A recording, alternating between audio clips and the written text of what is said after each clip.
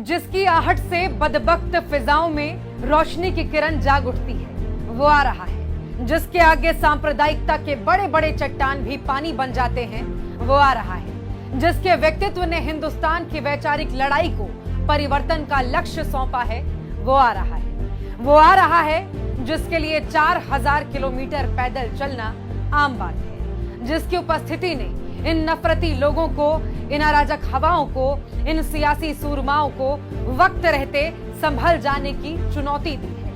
वो आ रहा है जिसके धैर्य के आगे दुनिया नतमस्तक है। जिसकी सादगी, विनम्रता और सौम्यता का गवाह पूरा देश है। संसद का डिस्क्वालिफाइड एमपी सत्यमेव जयते के साथ वापस आ रहा है। वो शख्स जिसको मानहानि जैसे मुकदमे में अधिकतम सजा सुना दी गई, 24 घंटे के भीतर सदस्यता रद्द कर दी गई, 4 दिन में बंगला खाली करवा लिया गया।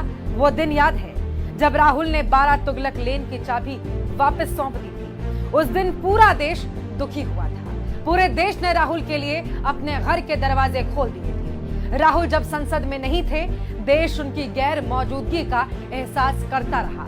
सबकी निगाहें सुप्रीम कोर्ट के फैसले पर थी और इस बार हम निराश नहीं हुए। अब सत्य को न्याय मिल चुका है।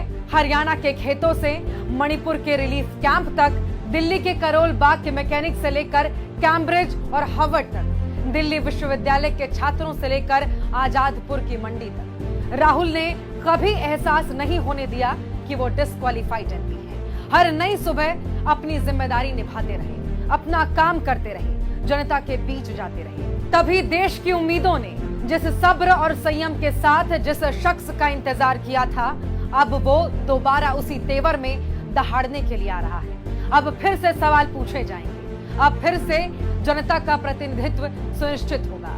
अडानी की कुंठा सहलाने वाली सरकार के उल्टी गिनती शुरू हो चुकी है। जननायक राहुल गांधी वापस आ रहे हैं। 140 करोड़ देशवासियों का नेता फिर से सदन में आ रहा है।